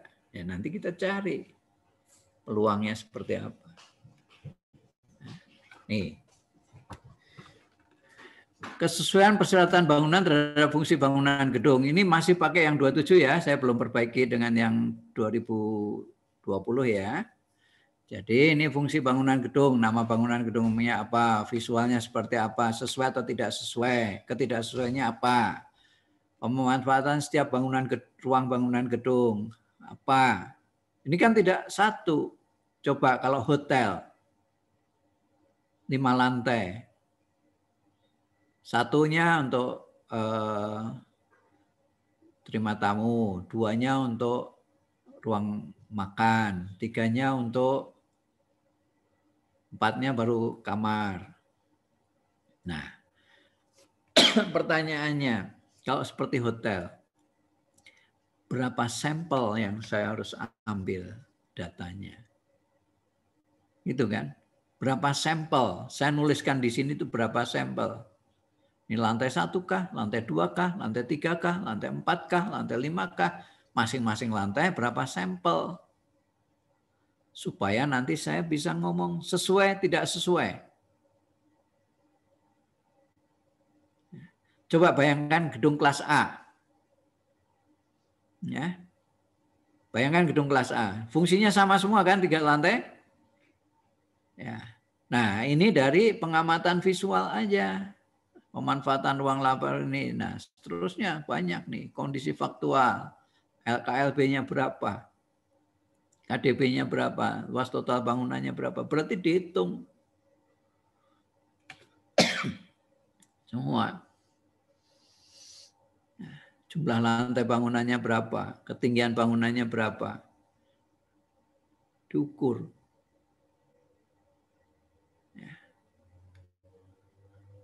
Luas daerah hijau dalam persilnya berapa? Jarak sempadan bangunan terhadap jalan, sungai, danau, rel kereta, jalur tegangan tinggi berapa? Catat semua. Kemudian ini jarak sempadan tadi. Ya. Kemudian jarak bangunan gedung terhadap persil, batas sebelah kiri. Tadi ada yang nanya, batas sebelah kanan, batas belakang. Sesuai dengan aturan enggak? Gambar dengan kenyataan sama enggak? Nih, ini dengan konsesuaian dengan gambar, faktual dengan gambar. Jarak antar bangunan. Kemudian nih, bangunan arsitektural, bentuk, denah, tampak. Ya, ini dicek juga. Semuanya dicek. Tata tanaman, perkerasan ruangan, sirkulasi, jalur pedestrian, landscape, furniture, tertandaan, pencahayaan luar gedung. Ya, analisis tadi, gambar as-built-nya, perhitungan pondasi, penyelidikan tanah.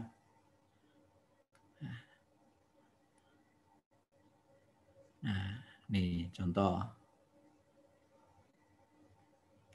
Nomor 2-nya apa? Mulai visual kerusakan, kolom, ada tidak? Nah, sekarang kamu bayangkan di gedung A kolomnya ada berapa? Di lantai 1.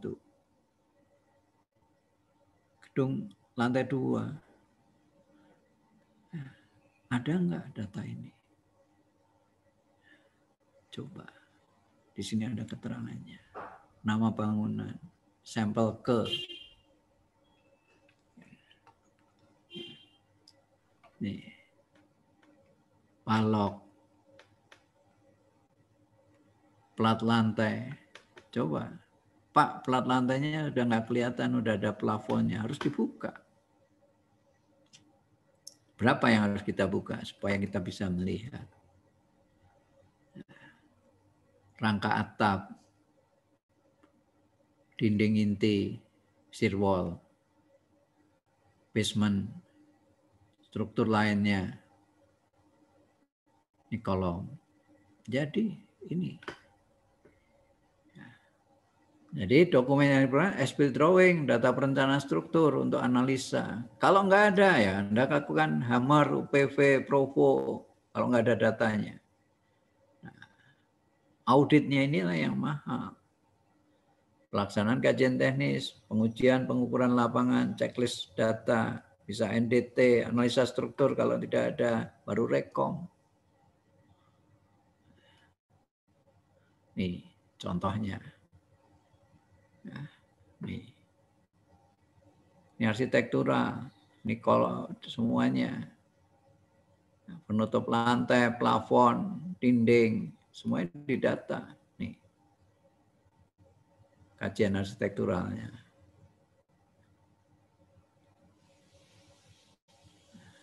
Kajian as-built-nya. Bila tidak ada gambar, maka akan digambar. Kalau nggak ada data dari konstruktor, harus dihitung analisa strukturnya. Kalau nggak ada data kekuatan strukturnya, uji NDT. Kalau perlu DT. Untuk mengetahui kondisi dimensi, kekuatan, pembesian dari struktur gedung itu. Kajian struktur bisa apa? Hammer test, UPV, Provo, Kanin, crack width, crack depth, thickness gauge, uji kekuatan las, core drill. Ini sudah dapatkan kuliah ini? Ini sudah pernah pakai alat-alat ini? Yang mana yang belum? Belum, Pak. Belum semua? Belum semua, Pak. Belum semua? Pak. Belum Mulai semua? Belum, Pak. Harusnya semester ini. Harusnya semester ini. Ya. Sebagian sudah pernah coba kan? Si Dani udah pernah mencoba ini. Sampai ngelihat membuat ini, ngitung ini gitu kan? Udah pernah kan? Ya. Iya, Pak. Ya. Nih contohnya. Jadi hitungannya nanti SLF oke. Dan ini data permohonan SLF yang lalu. Oke. Nah, ada pertanyaan, silahkan.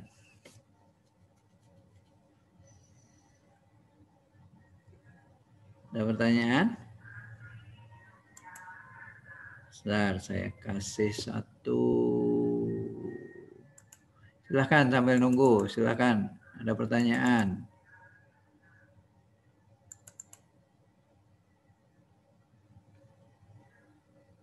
Ayo.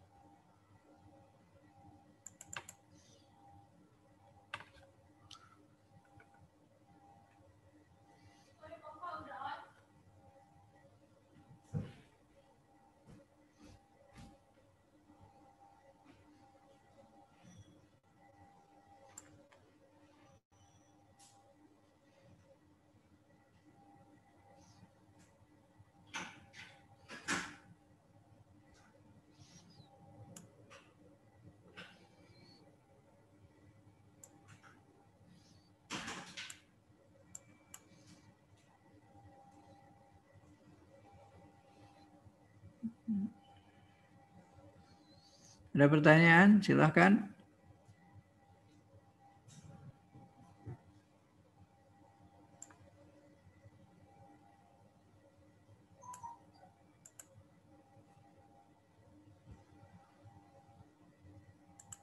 Ada pertanyaan? Halo? Ada pertanyaan? Cukup jelas? Oke. Kalau uji PDA kemarin sudah saya pernah tunjukin.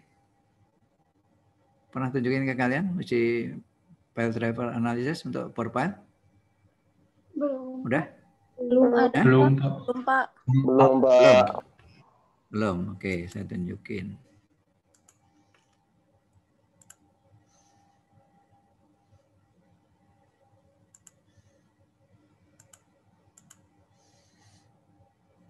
Kecil ya, nggak apa-apa ya.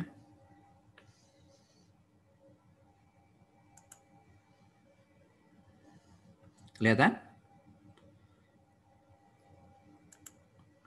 Kelihatan videonya?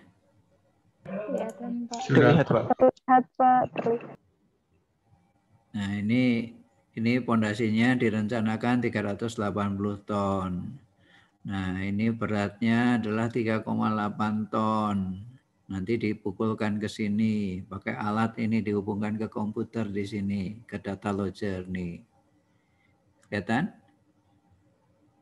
Nih, ada dua kabel yang dipasang di sini, kelihatan? Kelihatan? Halo. Terlihat, Nah, ini Pak. beban. Terlihat, Pak. Ini. Ada kabel di sini. Ada kabel yang disambungkan ke alat di dalam sini alatnya. Nah, ini alatnya di sini. Kabelnya disambungin ke sini. Nanti ini dipukulkan jatuh ke sini. Ini diminta 380 ton. Dapatnya cuma 283. Jadi pondasi ini kuat atau tidak? Mintanya 380. Dapatnya 280. Aman tidak? Boleh tidak?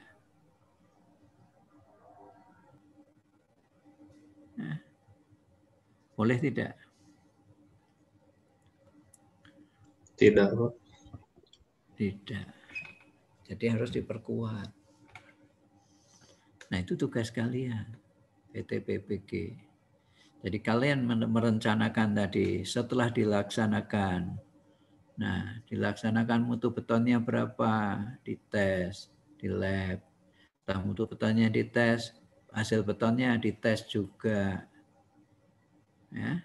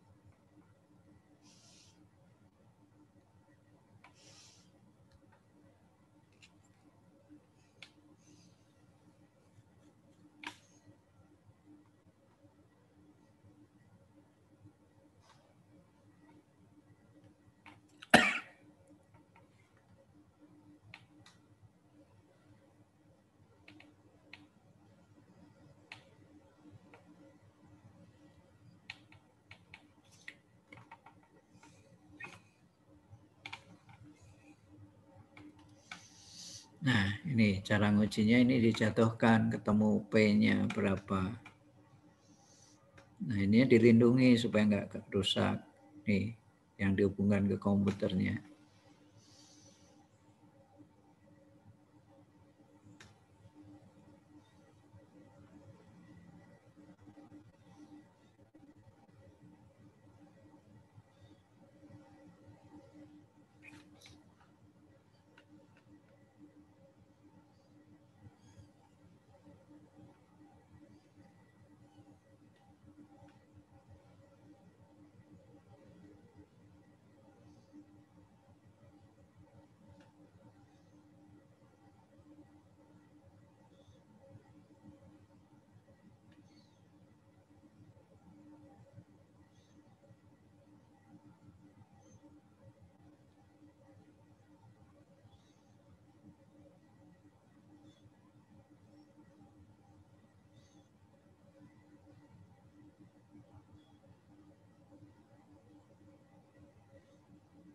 Nah, kita lihat nih diujinya seperti ini.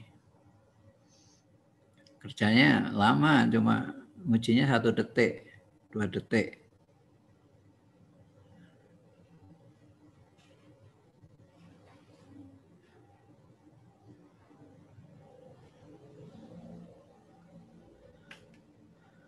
Nanti kalian bisa coba di lab, sebelah lab aja sudah dibikinin sama almarhum Pak Soman untuk tempat nguji bendanya. Nah, alat ujinya nanti disiapin untuk bisa dibuat. Kalian bisa menguji sendiri di lab kita. Kalau sudah nggak pandemi.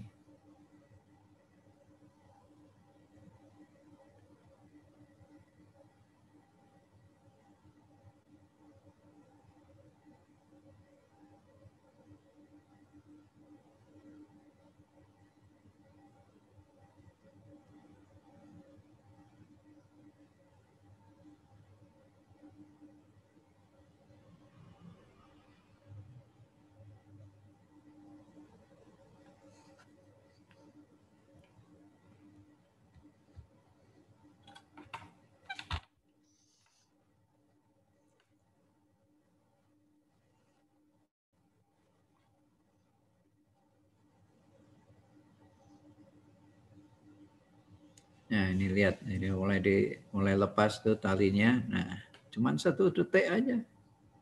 Ya, ini udah selesai ujinya. Nah, hasilnya ini didapat kekuatannya adalah pukulan di sini 207 MPa. Jadi kalau dihitung dia mampu 107 MPa. Setelah dihitung dia bisa dapatkan kekuatannya 283 MPa. 283 ton per meter kubik per meter. Nah, sedangkan ini dibutuhkan 380. Ini salah satu contoh aja. Ya. Demikian juga yang kanan ini kita nguji ini landutannya kalau dihitung berdasarkan data dihitung ini kira-kira landutannya 1 mili. Setelah kita uji dengan beban 7 ton, ini landutannya cuma 0,5 mili. Ini didapat datanya. Oke. Nah, itu salah satu cara-cara untuk melakukan pengujian non-destructive test. Nah, ada pertanyaan sampai sini? Kalian bisa usulkan untuk latihan kalau nanti sudah tidak pandemi. Ya. Menguji seperti ini boleh disiapin. Menguji UPV boleh. Jadi menguji hammer dibandingkan dengan UPV, enggak. Ya, supaya kalian bisa tahu persis gitu apa yang harus dilakukan kalau sebagai D4 TPPG, perawatan dan perbaikan bangunan gedung. Nah, dari data-data ini tadilah kalau kalian nanti jadi pengkaji teknis bisa melakukan kelayakan bangunan. Kalau Anda mau jadi perencana, bisa tahu apa yang harus direncanakan. Kalau Anda sebagai pelaksana, bisa melaksanakan sesuai standar yang harus ketentuan yang berlaku. Standar yang mana? Standar tadi, standar keselamatan, standar kenyamanan, standar kesehatan, kemudahan. Gitu. Oke? Ada yang bisa menyimpulkan kuliah hari ini?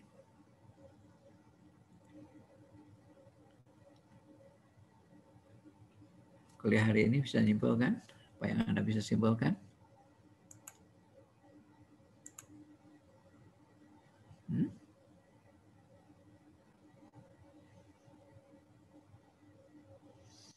Ada pertanyaan? Anda bisa menyimpulkan? Coba siapa? Trina, kuliah hari ini dapat apa? Kuliahnya hari ini, Trina? Tadi jelasin tentang yang peraturan-peraturan yang 5 syarat teknis itu berdasarkan yang RPP, terus yang perbedaannya apa sih yang nggak ada di ada yang ganti kata-katanya yang dari Undang-Undang Nomor 28, terus dijelasin juga standar-standar teknisnya, Pak. Oke. Ada yang mau nambahin?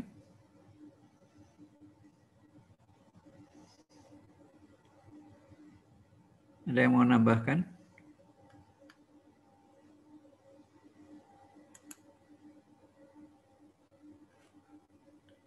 Ada yang mau nambahkan?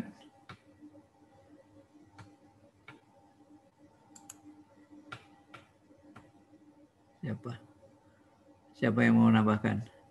Arpi mau nambahkan? Apa yang dapat kuliahnya hari ini apa, Arpi?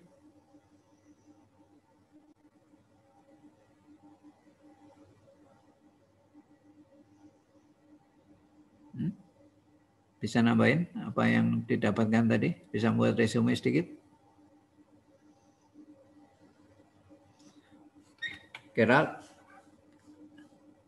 Geraldi, bisa nambahin? Bisa menyimpulkan apa kuliah kita hari ini?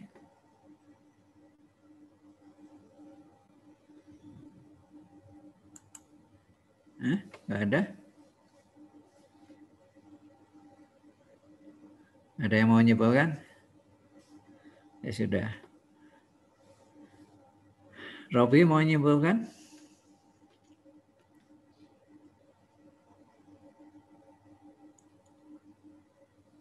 Ada yang mau menyimpulkan? Ya sudah. Oke, silahkan dilanjutkan. Nanti saya kasih tempat di assignment. Silahkan dilanjutkan. Minggu depan kita coba ke salah satunya, yaitu kalau tadi yang syarat tata bangunan itu adalah mandatore.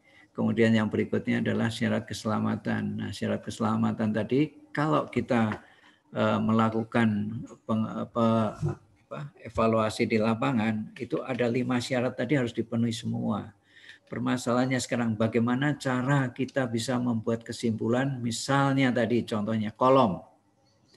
Nah, bayangkan yang Anda periksa itu bangunan yang sudah jadi, contohnya gedung A, kolom strukturnya. Gimana kalian bisa mengatakan bahwa kolom itu oke, layak. Ya, dari ujung sebelah kiri barat sana, kemudian ada berapa kolom sampai ujung kanan. Ya, ada 4 baris kolomnya, ke arah as horizontalnya ada 4 baris. Itu di lantai 1, lantai 2, lantai 3. Bagaimana cara Anda, misalkan itu ada 12 kolom. 12 baris kolom ke arah A, B, C, D, E ada 12. Ke arah sana 1, 2, 3, 4. 4 kali 12 ada 48 kolom. Di lantai 1. Ada 48 kolom di lantai 2. Ada 48 kolom di lantai 3. Pertanyaan 1. Bagaimana cara mengambil sampel yang diuji? Diuji bisa, kalau itu tidak diketahui misalnya unknown, tidak diketahui mutunya, tidak diketahui pembesiannya, supaya Anda bisa memodelkan nanti di analisa strukturnya.